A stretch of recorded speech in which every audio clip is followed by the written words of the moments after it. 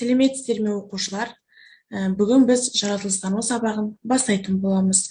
Бүгінгі біздің сабағымыздың тақырыбы күн мен түн неліктен алмасады деп аталады.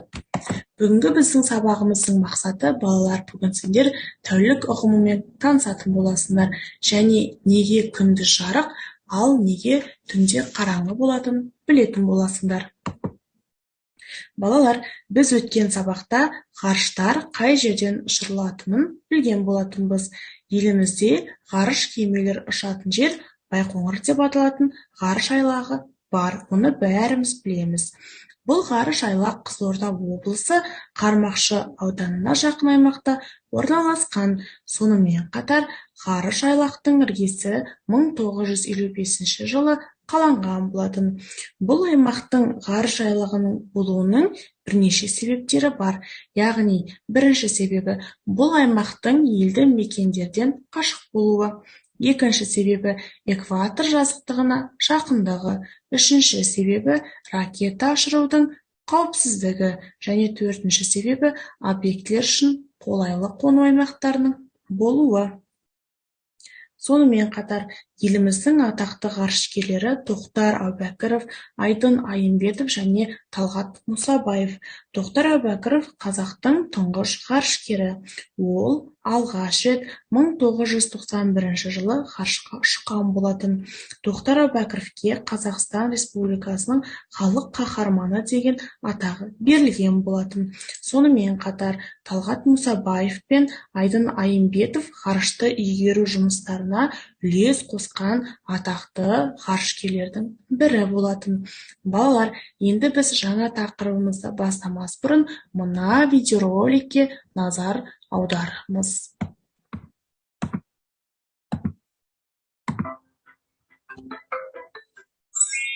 Түн мен күн.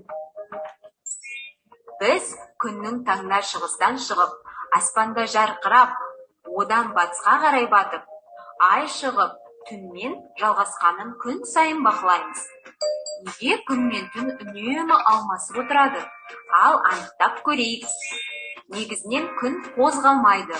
Ол біздің жер планетамыз өз-өзімен тоқтаусыз айналуда. Және біз оны сезбейміз, ол біркелкі айналуда. Сонымен бірге жер күнді 365 күнде, яғни бір жылда айналып шығады. Ал өз-өзінен 24 сағатта, яғни дәл бір тәулікте айналады. Күн жарығы, шам жарығы секілді жер планетамызға тек бір жағынан ғана түседі. Күннің сәулелері түсіп тұрған жағында күндізгі уақыт, ал күннің түспей тұрған жердің қарама-қарсы жағында түн болады. Ал біз білгендей жердің өз-өзімен айналуына байланысты жер күнге біресе бір жағын, біресе екінші жағын аударып тұрады. Дәл сол себептен күн мен түн алмасып тұрады. Мысал қарастырайық. Сен Евразия материгінде тұрасың, ал сенің досың Маржан солтүстік Америкада, яғни саған қарама-қарсы жер бетінде тұрады. Қазір сен жердің күн жарығы түсіп тұрған жағында тұрасың. Бұл дегеніміз, саған қазір күндізгі уақыт, сен аспанда күнді көріп, далада доп теуіп, сабағыңа барып, немесе достарыңмен ойнап жүрсің. Ал сенің досың Маржан дәл осы уақытта күнді көре алмайды. Ол жақта түн. Ол ұйықтап, бәлкім тәтті түс көріп жатыр. Өте қызықты жайт. Сенде қазір күндіз, ал сенің досыңда түн. Ал шамамен 12 сағаттан кейін жер қайта қарама-қарсы тұсқа бұрылады. Сол кезде сенің досыңда күндізгі уақыт болады, яғни ол аспанда күнді тамашалап, өзінің күндізгі шаруаларымен айналысады. Ал керісінше, сенде бұл мезетте түн болып, тәтті ұйқыға батасың.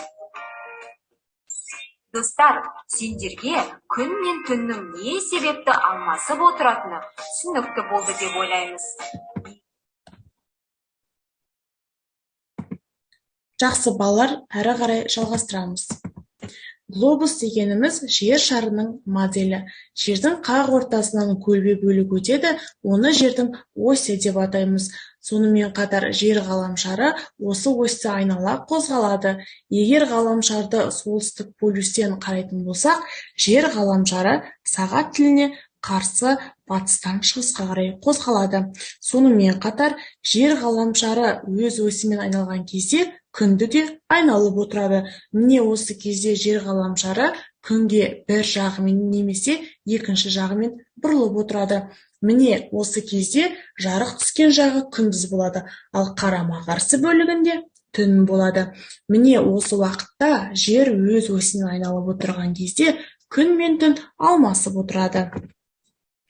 Жер ғаламшары өз осін бір рет айналып шыққанға кететін уақытты біз тәулік деп атаймыз, ал тәулікте 24 сағат болады. Сонымен қатар жылына 2 рет күн мен түн теңесіп отырады. Бұл уақыт 21 наурыз бен 22 қыркүйек аралығы. Сонымен қатар жылдың ең ұзақ күні 22 маусым болып саналады, ал ең ұзақ түні 22 желтоқсан. Балалар, сендер білесіңдер ме? Егер жер ғаламшары өз осін айналмай қалса, онда жер бетінде тіршілік тоқтайды. Міне осы уақытта жер бетінің жарық бөлігінде адам төзгісіз ыстық болады, ал қарама-қарсы бөлігінде күн өте қатты аяз болады. Балалар, енді оқулықпен жұмыс жасаймыз. Оқулықтардың 28 бетін ашыңдар және бірінші тапсырмаға назар аударыңдар. Эврика Негештен қолындағы тізімнен табиғи жарық көздерінің атын тауыпты сұрады. Бірақ ол мысықпен ойнап отырып, байқамай қағазға сүт төгіп алды. Сөздерге қарап оқуға көмектесіңдер, әрі сұрақтарға жауап беріңдер. Ол тапсырмада бізге жарық көздерін атауға берілген, яғни біз қазір жарық көздерін атайтын боламыз. Яғни от, лазер, найзағай, батарея, шам, жұлдыз, қолшам және күн. Яғни бізде осындай жарық көздері берілген екен. Енді балалар, сендерге мынандай сұрақ. Қай жарық көзі барлығынан жарығырақ? Дұрыс айтасыңдар. Ең жарық көз, яғни барлығынан жарығырақ, ол бізде күн екен. Жақсы, жарайсыңдар. Енді оқулығымыздың 29 бетін ашайық. Яғни балалар, жер өз осінен айналмай қалса, онда тіршілікте тоқтайды. Қалың өрт басталып, ұйытқыған жел соғады. Жердің бір бөлігінде адам төзгісіз ыстық, ал екінші жағында қатты аяз болады екен. Балалар, есімізге сақтаймыз. Тәулік жердің өз осінен бір айналып шығуына кететін уақыт екен. Тәулікте 24 сағат бар. Жақсы, балалар, біз бүгінгі сабағымызды бағдаршам әдісі арқылы қорытындылайық.